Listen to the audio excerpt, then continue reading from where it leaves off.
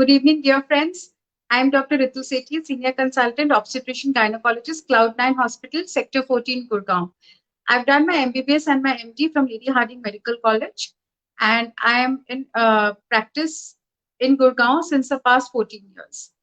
So today my topic on World Contraception Day is something which has so many myths and so many, I should say falsehoods attached to it, that I thought that this topic actually warrants some kind of a discussion, because one has to really clear all those myths and doubts before we can, further, before we can sort of embark on something which is something which is kind of so essential, and something which is so connected to our day-to-day lives. First of all, contraception is something which gives the family the power to decide when they have to plan a pregnancy. This is extremely important, seeing that women these days are embarking on their careers, and contraception is something which gives them the power to decide when they have to kind of, embark on a pregnancy, when they have to plan a pregnancy, because having an unwanted pregnancy is not just a physical trauma, it's an emotional trauma too for the couple. And in India, the incidence of septic abortions resulting from unwanted pregnancies, usually these happen in the hands of practitioners who are totally unqualified to carry out these kind of abortions. And because of this, we have seen many women coming to us with such severe sepsis that recovery for them is a long way ahead. So, in case we are able to clear all our doubts about contraception, then it's going to be easier for for the patient to embark on the pregnancy whenever she wants. And the family can also space their pregnancies, and the family can also decide as to after how many children they don't want further children, what is the spacing between pregnancies, how many children they would like to have. So on this World Contraception Day, I'm here to clear all your doubts. Please feel to ask all your questions from me, because like I said again, contraception is something which is very central to the family and planning for the family ahead. So I would be more than welcome to answer all your questions. Now, there is one thing which I would like to tell you. While kind of sort of planning this kind of a uh, uh, while we are actually on this topic, I would just like to tell you that it's very simple for a woman to go more on hearsay, and also to have certain myths and doubts in her mind regarding this topic. So, friends, please feel free to ask all your questions from me right now. Now, the first question comes from Mrs. Neha. Mrs. Neha is asking me the first question, that what exactly is the oral contraceptive pill? Is it something which is having too many hormones? Is it something which is safe for me? Yes, Mrs. Neha, a very, very relevant question, and something which has a bearing on not on a woman's health in the long term. It again has a very long term impact on the woman's health. Now, first of all, I would like to tell you that oral contraceptive pills are actually hormones. These are hormones which are low dose, and these days we have these kind of low dose hormones which are given to the lady to postpone the pregnancy. They're not just given to postpone the pregnancy, they are also given in cases like acne. They are given in those patients who are having irregular menses. So, the oral contraceptive pill, because it is a low dose hormone containing pill, it has far reaching impacts on the woman's health, most of which are very, very positive. So, yes, the pill has to be taken daily. The pill is something which is there for 20, which is given for 21 days, and with a 7-day pill free cycle. The pill has to be taken. In which form is the pill to be taken? This is the next question which Mrs. Sneha is asking me. Sneha, the pill is to be taken every day for 21 days with a 1 week gap in between. Okay. So you start the pill, take it for 21 days with a 1 week gap in between. And after that, the menses are going to start. And after a 1 week gap, you will start the pill again, which is again going to be for 21 days. So this is the manner in which the pill is taken. The next question comes from Mrs. Aarti. Mrs. Aarti wants to ask me, what are the long-term implications of taking the pill. She is scared because she has been told by somebody that the pill has many kind of negative impact on the woman's health. Rest assured, Mrs. Aarti, the pill has absolutely negligible effects on the woman's health. So you don't have to worry so much. Why I'm saying this is because it does not lead to weight gain. It has been known that the low dose oral contraceptive pill, which is the latest generation pill given to women these days, does not lead to weight gain. Secondly, it has no impact on the woman's lipid profile. It has no impact on the woman's thyroid status. It has no impact on the bone health. And also, long-term effects of the pill are negligible. And once the pill is stopped, the negative effects of this, that is fertility, again regains after 1 to 2 cycles. So you don't have to worry at all. And in case you are on the pill, you can continue with your whatever medication you are taking, unless there are certain medications which are called enzyme inducers. Your doctor will be the best person to guide you about them and tell you what is the quantity of the pill or which pill you can take in case you are on this kind of medication. So, friends, this has very little impact on the fertility potential once the pill is stopped. The next question comes from Mrs. Shikha. Okay. Now Shikha wants to ask me that in case she is on the pill and if she conceives, will the baby be having certain any kind of birth defects? Very relevant question, Shikha. Why I'm saying this is because in case a lady forgets, first of all, the chances of failure with the pill are very negligible. Around 1 to 2%. See, one thing one has to understand is that nothing is 100%. कोई भी दवाई ऐसी नहीं होती जो कि 100% effective रहे. तो आपको इस चीज का आपको पता होना चाहिए कि जो आपको डॉक्टर ने पिल दी है उसका 100% जो है इफेक्टिवनेस नहीं रहेगी. 1 to 2% चांसेस ऑफ फेलियर होते हैं हर एक दवाई के, और इसके चांसेस 1% से ज्यादा तब बढ़ते हैं अगर आप मेडिसिन बीच बीच में रोक देते हैं. इन केस आपकी दवाइयां बीच में छूट गई तो कंसीव करने के चांसेस बढ़ जाते हैं. अब देखिए, पिल एक फर्स्ट ऑफ ऑल मैं आपको ये बताना चाहूंगी कि पिल लेने का सही तरीका क्या है. पिल लेने का सही तरीका है कि आपको जो आपने समय फिक्स कर रखा है उसी के कुछ घंटे आगे पीछे आप पिल को लें, क्योंकि ये एक हार्मोन सप्लीमेंट है. ठीक है, तो अगर सपोजिंग आपका जो है आपने पिल रात का टाइम अगर आपने फिक्स किया है तो आप 2-3 घंटे का गैप देते हुए पिल को लें, क्योंकि अगर आपने पिल को किसी एक दिन मिस कर लिया तो उसकी पिल की इफेक्टिवनेस पूरे साइकिल में बहुत कम हो जाती है. और उसके बाद अगर आपने 2 से ज्यादा टैबलेट्स मिस कर ली तो इसकी इफेक्टिवनेस और ज्यादा कम हो जाएगी और फेलियर के चांसेस बहुत ज्यादा बढ़ जाते हैं. इन केस आपने कंसीव कर लिया जब आप पिल खा रहे हैं तो इट्स इंपॉर्टेंट टू नो कि उस प्रॉब्लम से बच्चे पे कोई बर्थ डिफेक्ट्स होने के चांसेस नहीं है.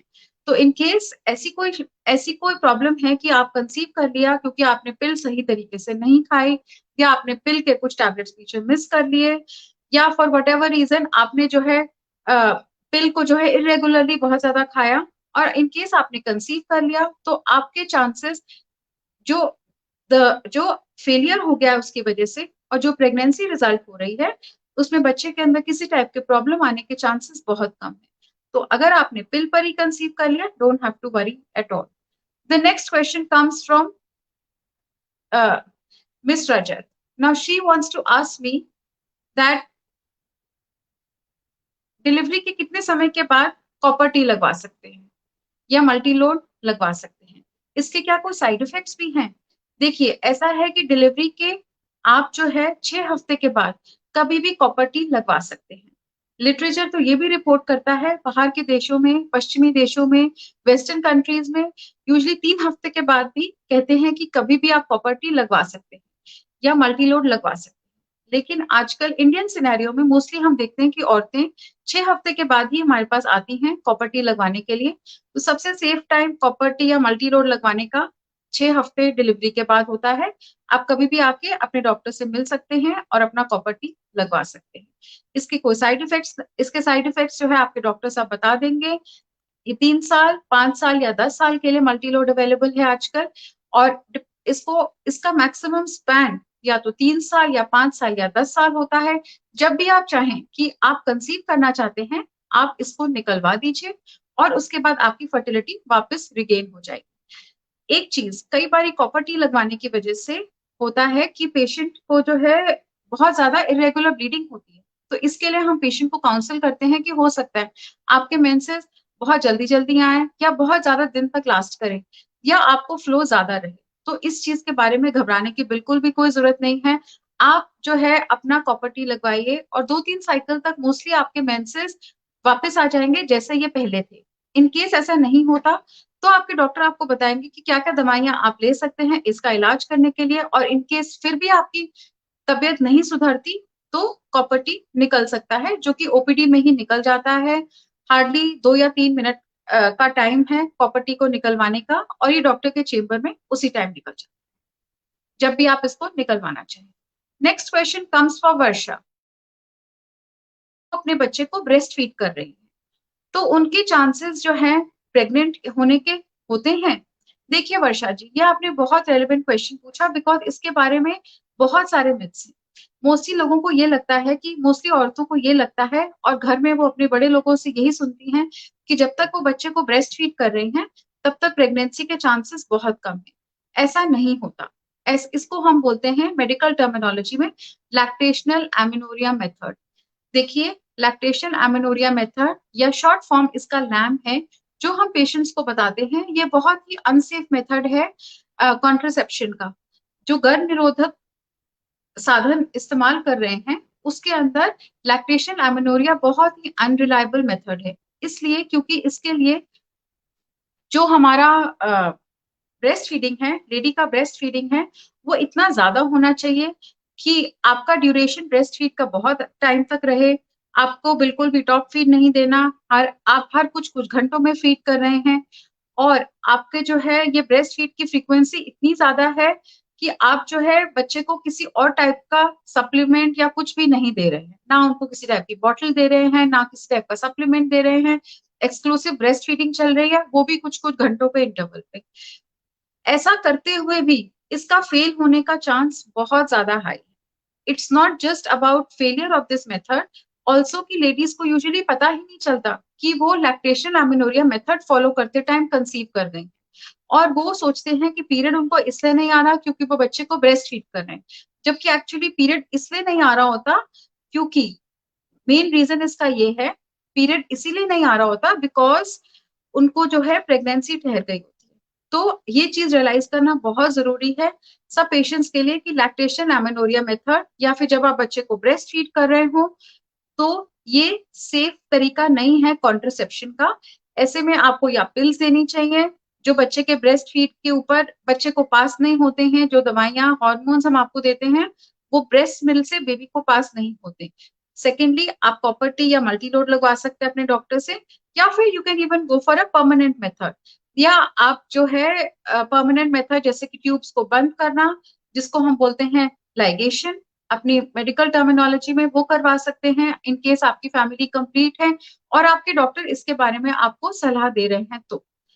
तो आई होप ये आपका क्वेश्चन आंसर करता है। ओके, अगला क्वेश्चन पूछ रही हैं वर्षा जी। वर्षा जी पूछती हैं कि ये ओरल कॉन्ट्रासेप्टिव पिल पर हैं, इन्होंने ये नहीं बताया कि ये कौन सी पिल पर है। देखिए, अगर आप ईस्ट्रोजन प्रोजेस्ट्रॉन या कंबाइंड ओरल कॉन्ट्रासेप्टिव पिल पर हैं या फिर आप प्रोजेस्ट्रॉन पिल पर हैं, दो तरीके की पिल्स आती हैं। एक कंबाइंड पिल्स होती है और एक प्रोजेस्ट्रॉन कंटेनिंग पिल्स होती है।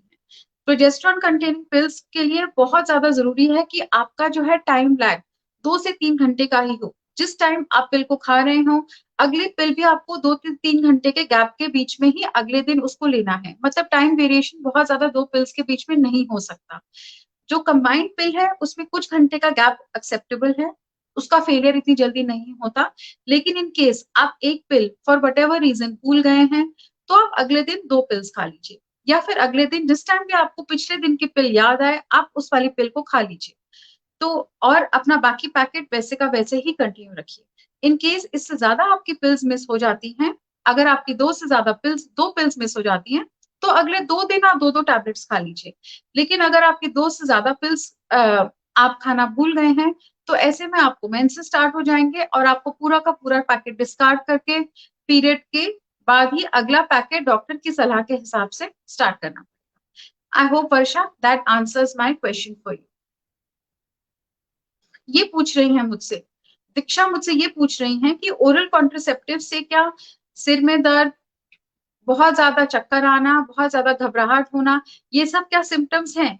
देखिए, ऐसा है कि पिल से बहुत ज्यादा घबराहट होना, बहुत ज्यादा चक्कर आना, बहुत ज्यादा माइग्रेन की प्रॉब्लम होना, ये तभी होता है अगर आपको ये प्री एग्जिस्टिंग प्रॉब्लम है। बहुत सारे पेशेंट्स के अंदर प्री एग्जिस्टिंग हेडेक, माइग्रेन की प्रॉब्लम होती है। और हाँ, ओरल कॉन्ट्रासेप्टिव पिल्स इन सब प्रॉब्लम्स को बढ़ा सकते हैं, एग्रीवेट कर सकते हैं। तो ये आपके लिए जानना बहुत जरूरी है कि जब भी आपके डॉक्टर आपको ओरल कॉन्ट्रासेप्टिव पिल कोई भी एडवाइस करें, आप उनको बताएं कि आपको इस टाइप की प्रॉब्लम पहले से ही है, ताकि वो आपको उसी डोज की पिल देंगे जिसमें हॉर्मोन्स की संख्या, हॉर्मोन्स की मात्रा सबसे कम हो। इसको हम लोग extremely low dose oral contraceptive पिल बोलते हैं। इससे माइग्रेन या हेडेक के चांसेस बहुत कम है। सेकेंडली, जो आपकी प्रॉब्लम है फटीग की, डिजीनेस की, ये ओरल कॉन्ट्रासेप्टिव पिल से नहीं होती।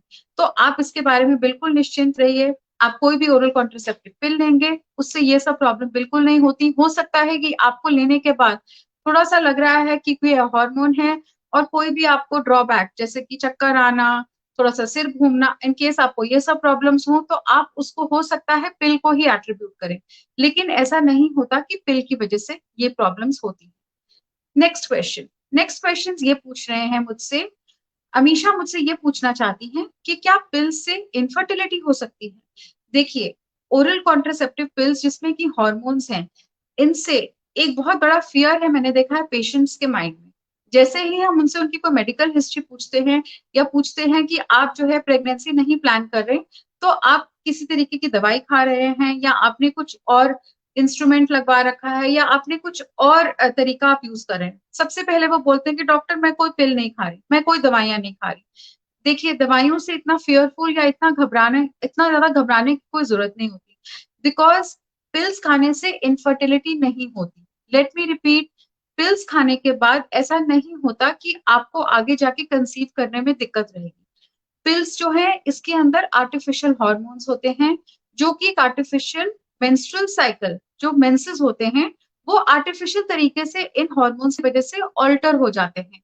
Not just for the bad, but in a good way. क्योंकि पिल्स खाने के बाद बहुत सारे पेशेंट्स को जो बहुत ज्यादा डिस्मेनोरिया, या फिर बहुत ज्यादा पेट में दर्द होता है, पीरियड के टाइम पे बहुत ज्यादा मेंस्ट्रुअल पेन होता है, वो बहुत एक्सटेंड तक कम हो जाता है। जो अंडेदानी में छोटे छोटे सिस्ट होते हैं, जिसको ओवेरियन सिस्ट बोलते हैं, वो काफी एक्सटेंड तक कम हो जाता है।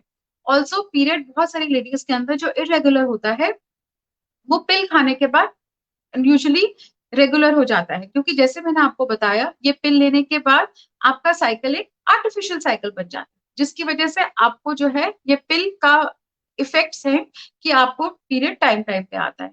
और बिकॉज ये अगेन आर्टिफिशियल हॉर्मोन्स है, प्रेगनेंसी नहीं हो पाती, क्योंकि ये एग को रिलीज ही नहीं होने देता है अंडेदानी से, ओवरी से, या फिर एग बास्केट से। अब अगर आपने पिल का सेवन छोड़ दिया कुछ महीनों के बाद, कुछ सालों के बाद, तो रेस्ट अश्योर्ड आपकी फर्टिलिटी बिल्कुल इंटैक्ट है।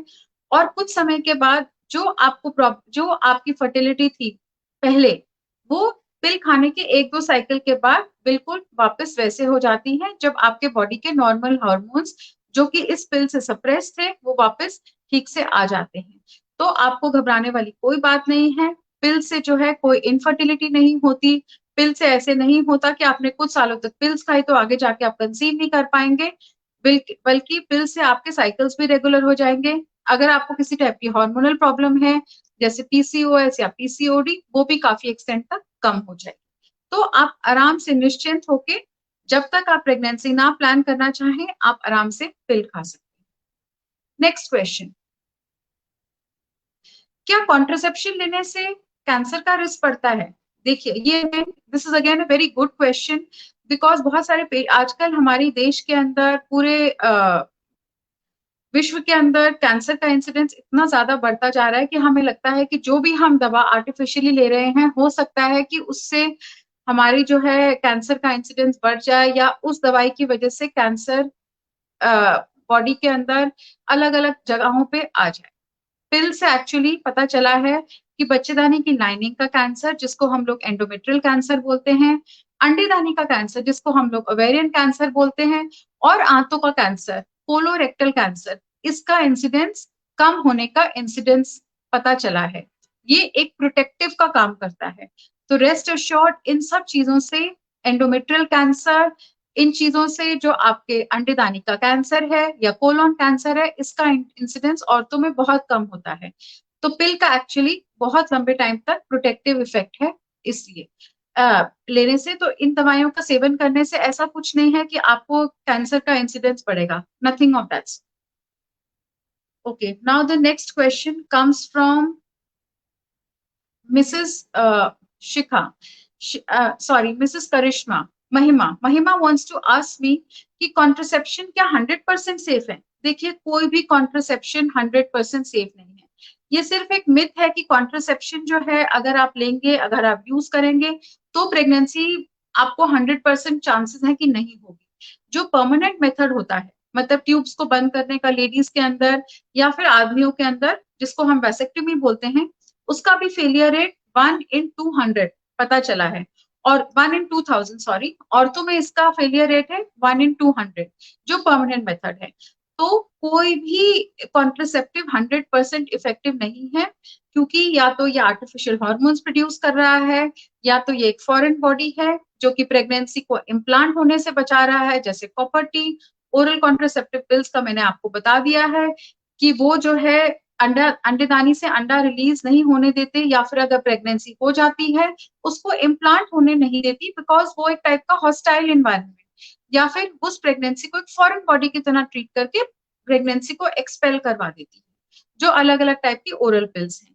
जो हमारा परमानेंट मेथड है, जैसे कि वैसेक्टमी या फिर ट्यूब्स को बंद करने का तरीका, ये भी 100% सक्सेसफुल नहीं है। अगेन मैं यही रिपीट करना चाहूंगी कि औरतों के अंदर इसका फेलियर रेट 1 in 200 है, और आदमियों के अंदर इसका फेलियर रेट 1 in 2000 है। तो अगेन, कोई भी कॉन्ट्रसेप्टिव 100% सेफ नहीं है। बस इसको हम सिर्फ इतना कर सकते हैं कि इसको हम सही तरीके से लें, डॉक्टर की सुपरविजन के अंदर इसको इंसर्ट करवाएं या ऑपरेशन करवाएं, और अगर हमें लगता है कि अनवांटेड प्रेगनेंसी हो गई है, जल्द से जल्द जाके डॉक्टर को मिलें, ताकि सेफ तरीके से, अगर हम वो प्रेगनेंसी नहीं रखना चाहते, तो उसको हम अबॉर्ट करवा सकें, ताकि हमारे हाथों में इतनी हमारे पास इतनी क्षमता रहे कि हम लोग जब चाहें प्रेगनेंसी को सही तरीके से, औरतें जब चाहें प्रेगनेंसी को सही तरीके से आगे ले जा सकें, या प्रेगनेंसी अगर नहीं चाहती तो उसको सही तरीके से अबॉर्ट करवा सकें। बेसिकली कॉन्ट्रसेप्शन का यही मोटिव है। अब अगला क्वेश्चन आ रहा है समीक्षा से। समीक्षा पूछ रही हैं कि क्या क्लिपिंग ऑफ ट्यूब्स जो कि परमानेंट मेथड है लेडीज के अंदर, या फिर ट्यूब्स की क्लिपिंग जो कि परमानेंट मेथड है आदमियों के अंदर, क्या ये जो है, दोनों में से कौन सा ज्यादा इफेक्टिव है? देखिए, मैंने ये क्वेश्चन का आंसर अपने पिछले वाले क्वेश्चन में ही दे दिया था। आदमियों के अंदर इसका फेलियर रेट है 1 in 2000, और औरतों के अंदर इसका फेलियर रेट है 1 in 200। तो जैसे मैंने आपको बताया, 100% कुछ नहीं है, बट सिर्फ यह है कि फेलियर रेट आदमियों के अंदर कम है एज कंपेयर टू लेडीज के अंदर, जो फैमिली प्लानिंग का वो लोग ऑपरेशन करवा रहे हैं। ये दूरबीन लेडीज के अंदर, ये ऑपरेशन डिलीवरी के बाद या तो ऑपरेशन अगर है तो साथ साथ हो सकता है, इन केस आपके डॉक्टर बोल रहे हैं it is fine to go ahead with the surgery, कुछ लोग उस समय नहीं करवाना चाहते, तो डिलीवरी होने के 6 हफ्ते के बाद कभी भी वो ये ऑपरेशन करवा सकते हैं। उस समय तो ये ऑपरेशन दूरबीन से भी हो जाता है। जो लैप्रोस्कोपिक की होल या फिर दूरबीन वाला ऑपरेशन है, इसमें एक ओपीडी सॉर्ट ऑफ प्रोसीजर है।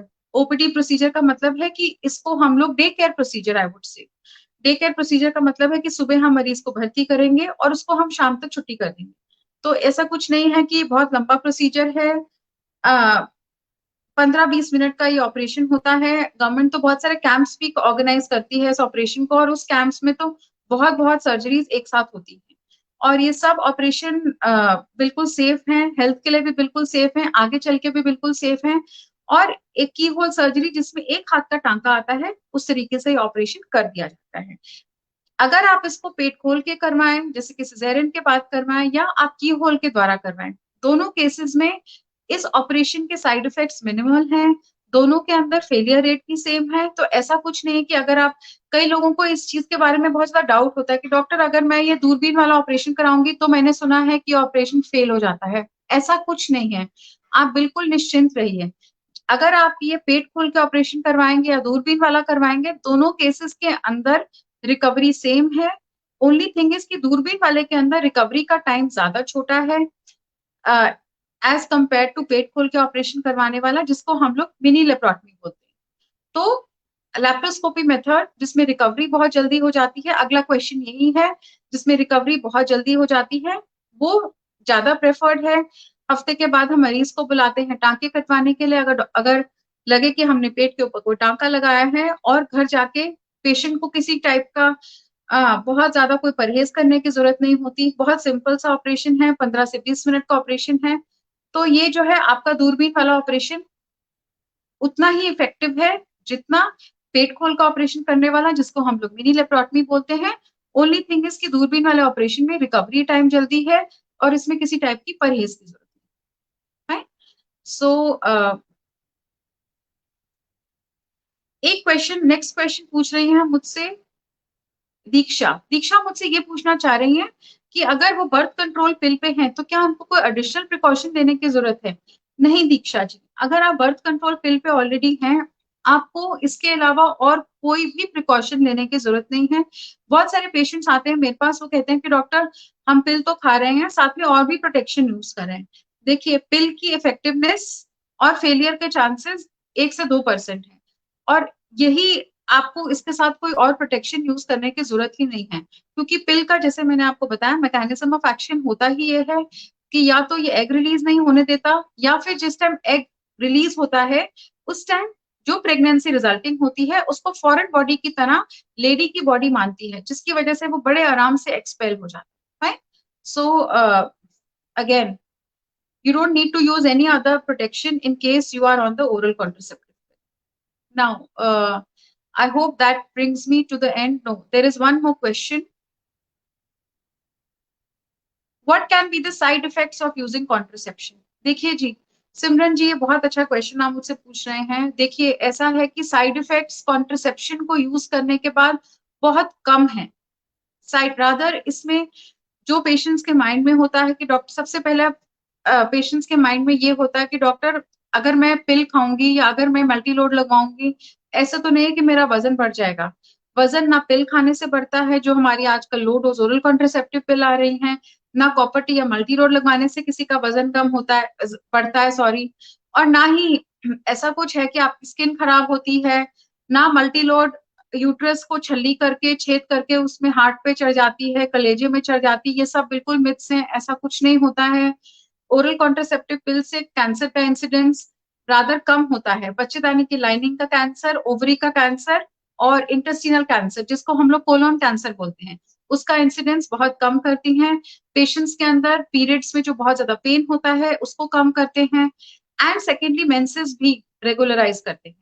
इसका पिल का आजकल एक और फायदा है कि पीसीओएस के पेशेंट्स में भी आजकल हम लोग बहुत देते हैं, हम डॉक्टर्स, ताकि इनसे साइकिल्स और मेंसेस रेगुलर हो जाए। तो पिल्स के एज सच या फिर मल्टीलोड के बहुत ज्यादा साइड इफेक्ट्स नहीं है, रादर आई शुड से कि इसके जो एडवांटेजेस हैं इतने ज्यादा हैं कि वो इनके डिसएडवांटेजेस को बहुत ज्यादा आउटवे कर रहे हैं। जो पिल है उसका मैंने देखा है कि साइड इफेक्ट्स, जैसे मैंने आपको बता दिया, ये सब है, और फर्टिलिटी पे भी कोई हैम्पर नहीं होता। थोड़ा सा इंसिडेंस ये हो सकता है कि अगर आपको प्रेगनेंसी, अगर आप इसको ठीक से ना खाएं तो प्रेगनेंसी के चांसेस हो जाते हैं, और पेशेंट्स को लगता है कि ये 100% फुल प्रूफ है अगर उन्हें दवा ठीक से नहीं खाई तो भी, जबकि ऐसा नहीं है। अगेन, कॉपर टी मल्टीलोड के साइड इफेक्ट थोड़े से ये है कि इससे हो सकता है मेंसेस थोड़े से डिस्टर्ब हो जाए या थोड़ी सी ब्लीडिंग ज्यादा हो जाए। इसके अलावा इसके कोई बहुत ज्यादा साइड इफेक्ट्स नहीं। तो आप, और ना ही परमानेंट मेथड की कोई साइड इफेक्ट्स हैं, एक्सेप्ट कि आपको ऑपरेशन करवाना पड़ता है, दैट्स इट। तो पिल कॉन्ट्रासेप्शन के बेनिफिट्स बहुत ज्यादा हैं as compare to the side effects of contraception. This is one thing which we all have to realise. I think that brings me to the end of my session. Thank you for joining my session, and I hope that it was a very informative session. आपने मेरे talk से बहुत ज़्यादा take home messages लिए होंगे, and you will really like to, if you want to ask me any kind of doubts, please मुझे feel free. My website is drritusethi.com. Feel free to ask me any kind of questions. You can always message, you can always mail me to ask all your doubts, all your questions, and I would be more than happy to answer them. So that brings me to the end of the session. Thank you so much, and